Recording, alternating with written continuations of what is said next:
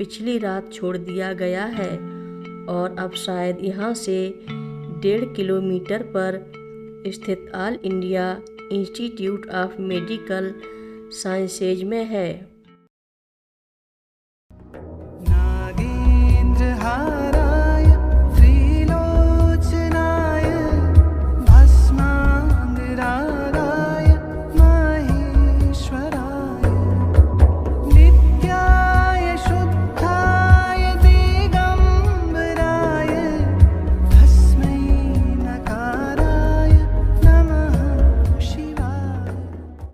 रक्षा सूत्र चैनल पर सभी भक्तों का स्वागत है। हम सभी भक्तों को महाराज जी की अद्भुत पावन कथाएं सुनाने जा रहे हैं। कृपया सभी भक्त ध्यान से सुने। झलिट्याल की पत्नी के एक छोटे भाई थे जिनका नाम था शिबू झलिट्याल। वे व्यापारी थे और एक ठेकेदार भी। बाद में होटल चलाने लगे थे। वो और उनकी पत्नी बीड़ा जी को बाबा जी भा गए और इस तरह वे सिद्धि माँ और आश्रम के भक्त बन गए। ये पति पत्नी नियमित रूप से कैंची आश्रम और ऋषिकेश मंदिर जाते थे।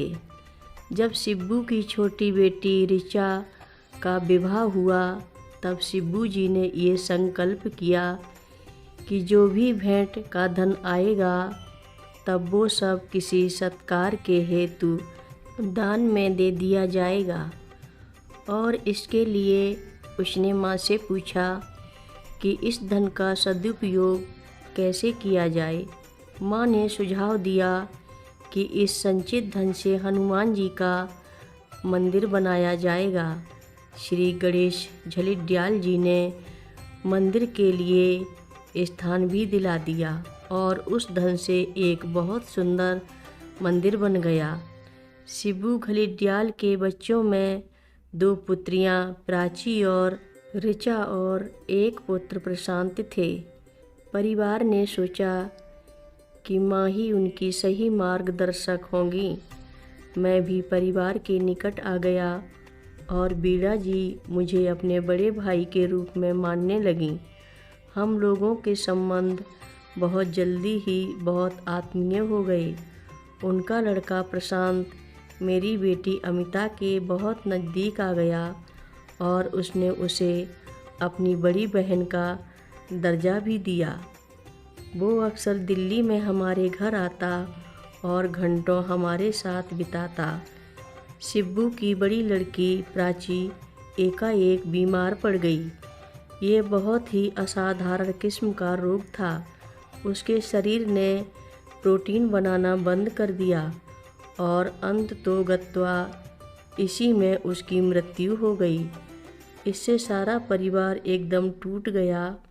सिद्धि माँ ने बहुत धैर्य बंधाया और उनको समुचित ताकत दी कि परिवार इस दुख को सह सके।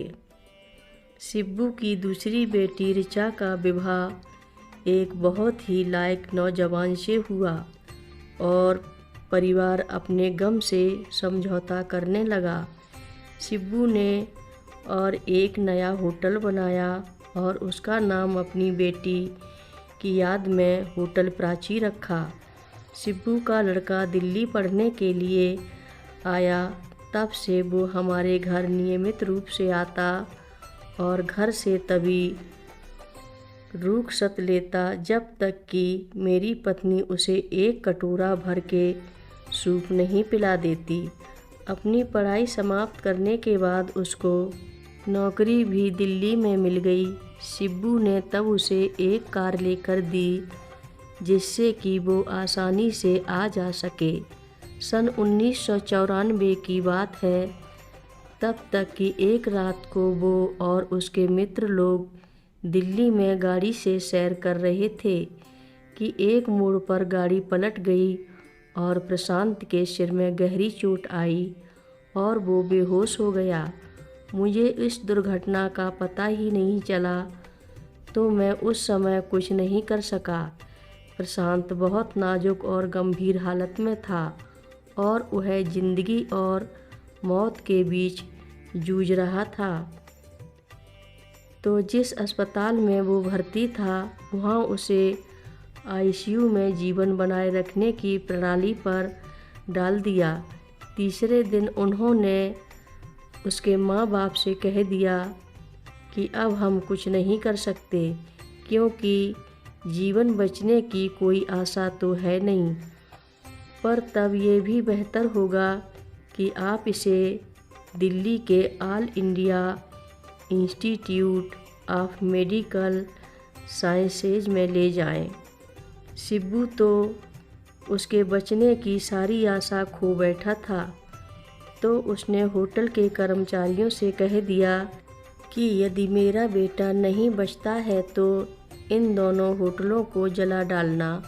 उधर उसकी पत्नी बीड़ा ने मन ही मन माँ से प्रार्थना की कि माँ, यदि दूसरे दिन दोपहर के 12 बजे तक आप किसी संदेशवाहक को भेज देती हैं तब तो मेरा बेटा बच जाएगा, नहीं तो मैं मान लूँगी कि मेरा बेटा चला गया है। मैं दिल्ली में उस दिन अपनी प्रातःकाल की पूजा कर रहा था, जबकि 10:30 बजे मुझे सिद्धि माँ का टेलीफोन से संदेश मिला कि मैं सब कुछ ज्यों का त्यों छोड़कर महेंद्र अस्पताल जाऊं। वहाँ प्रशांत भर्ती है और उसकी हालत के बारे में उन्हें सब बताऊं। उन्होंने मुझे संक्षेप में ये भी बताया कि उसको कहाँ चोटें लगी हैं। मैंने अपनी पूजा बीच में ही रोककर अपनी पत्नी को थमा दी कि वो पूरा कर देगी, और अपने घर से 7 किलोमीटर दूर पर स्थित महेंद्र अस्पताल के लिए निकल पड़ा। दौड़कर मैं अस्पताल की रिसेप्शन डेस्क पर गया।